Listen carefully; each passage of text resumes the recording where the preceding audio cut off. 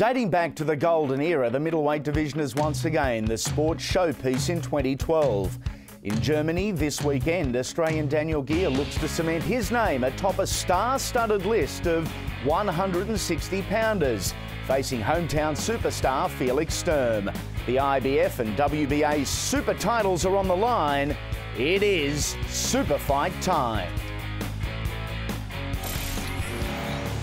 The countdown intensifies and continues for what many are calling the biggest Aussie fight overseas since Jeff Fenech and Azuma Nelson back in 1991. The real deal, Daniel Geale, and German superstar and icon Felix Sturm, Sunday morning our time. Over the next half hour, we'll preview, we'll go through the good, the bad and the ugly. That's also how I'm going to introduce our expert panellists. I'm not sure, boys, in which order, but former world champions Barry Michael, Ted Cofie, master trainer Johnny Lewis. Johnny, the size, the scale of this challenge for Daniel? It's a very winnable fight for Daniel Geale. I believe that it's the right time for Daniel. Watching him progress, particularly over the last 18 months, I think he's the best out there. And I think that more so than ever before, that everything will gel fight day for him this time. Barry, having been there and done it, it's hard to underestimate just how different it is fighting overseas as opposed to in your own backyard. It's always very difficult fighting overseas. There's an old saying, when you're out of town, you're out of town. And history tells us that it's pretty hard to win in Germany. Daniel Geale has done it once already, beating Sebastian Silvestre to win the world title.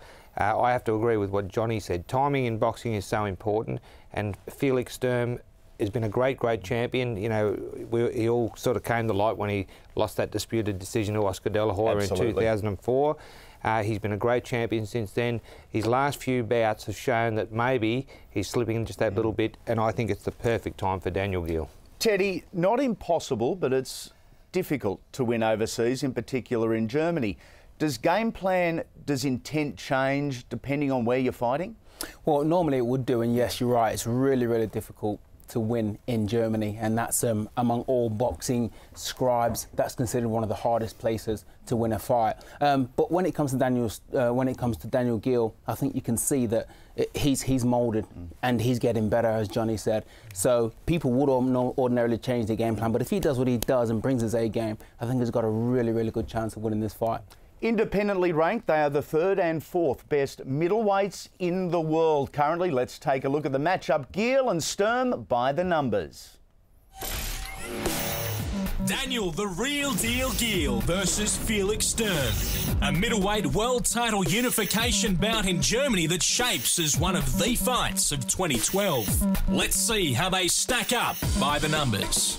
First up, age. Geale is 31 and Sturm a couple of years older at 33. Both are in the absolute prime of their boxing careers. In the experience stakes, Geale has fought 28 times for 27 wins, while for Sturm it's 41 fights for 37 wins.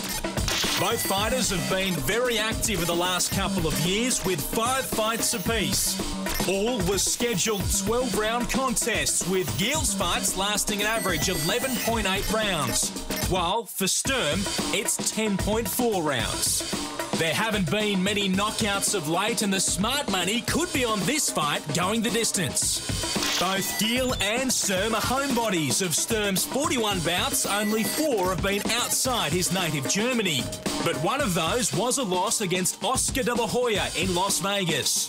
While for Geale, only 1 fight has been outside Australia.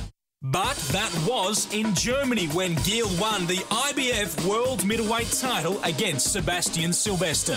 If you're still not convinced this has the makings of a truly great fight, look no further than the rankings.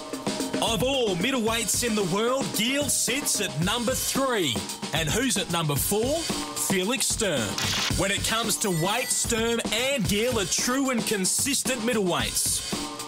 Both regularly fight at just below the 160-pound middleweight limit, and their opponents have been basically the same weight. This fight will be no different. As for height, there is very little between them.